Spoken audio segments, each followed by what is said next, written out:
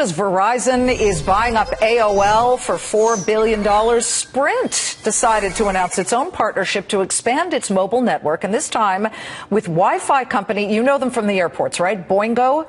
They've got that expansive airport footprint. Every time you try and log on, it pops up, Boingo, looking to take advantage of the heavily pressured wireless space.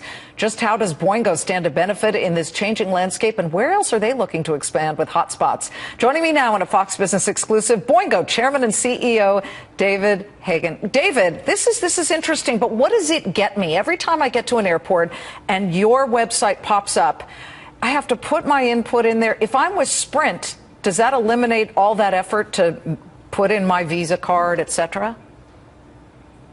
Our partnership with Sprint is really a vision of where we think the industry is going, and that is the convergence of cellular and Wi-Fi networks. And so a Sprint customer, once we've rolled this out across their 40 million smartphone customers, will simply walk into one of the Boingo hotspots, and their phone will automatically connect onto the Wi-Fi signal, and then everything that customer does from that point forward goes over the Wi-Fi network instead of the cellular network, and they're not billed for it, nor does it go against their data plan. So it's a great deal for Sprint customers. I think it's just a sign of things to come in terms of industry convergence around these networks. David, how secure is it? Everybody's worried that their personal information is flying around the airwaves. Well, we're using a technology called Passpoint, and it's an industry standard that the Wireless Broadband Association has put together. Boingo's on the board of that, as are other major carriers around the world, and it makes it makes a Wi-Fi connection just like a cellular connection.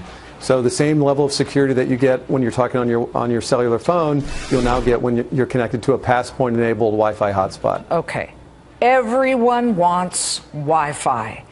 I'm 30,000 feet up and I've got go-go. Where else are you looking to expand? I did not know this until I started researching your company. You guys are on military bases, so you must be good at security, but what's the next frontier for you? So we focus on really large venues. So that can be an airport, which we're obviously very well known for, but we do a lot of stadiums, arenas, both collegiate and professional, military bases. As you've said, we've got a long-term agreement with the Army, Air Force, and Marines.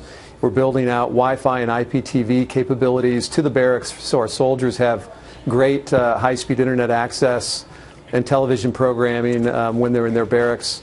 So we look at any kind of venue that has a lot of people going through it, big infrastructure, tough for cellular signals to penetrate. That's a great application for Wi-Fi. So those are the types of venues that we focus on. Okay, so 35 airports with the Sprint deal. I don't mean to push it here, but that's it. I mean, I know the state of Ohio has an airport in every single county, or at least they did under Governor Dick Celeste, who mandated that. What about smaller airports, the Teterboroughs of the world? Well, eventually we'll get there, but we focus on the larger venues because that's where the biggest problems with congestion on the networks exist. So we start with the largest venues that we can, and then we'll sort of move on down the market. But those, just to put it into perspective, those 35 airports, 600 million people go through those airports every year. So a lot of people get reached by a relatively small number of Boingo hotspots. Do we need more towers? Do we need more cell phone towers? There's the whole NIMBY crowd, not in my backyard, or banana, build absolutely nothing anywhere near anything. But, you know, I mean, I know that there's still some dead spots, and you're in the hotspot business, David. Yeah, so there's a major trend going on, and it's all driven by the amount of mobile data that's going on to wireless networks.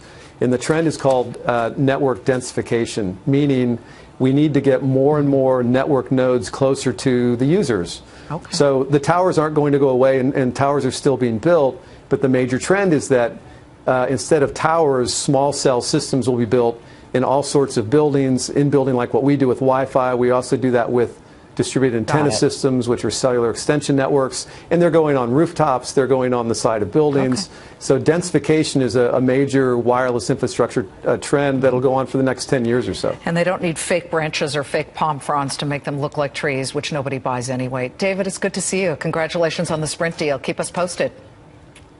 Thank you, Liz. David Hagan of Boingo Hotspot.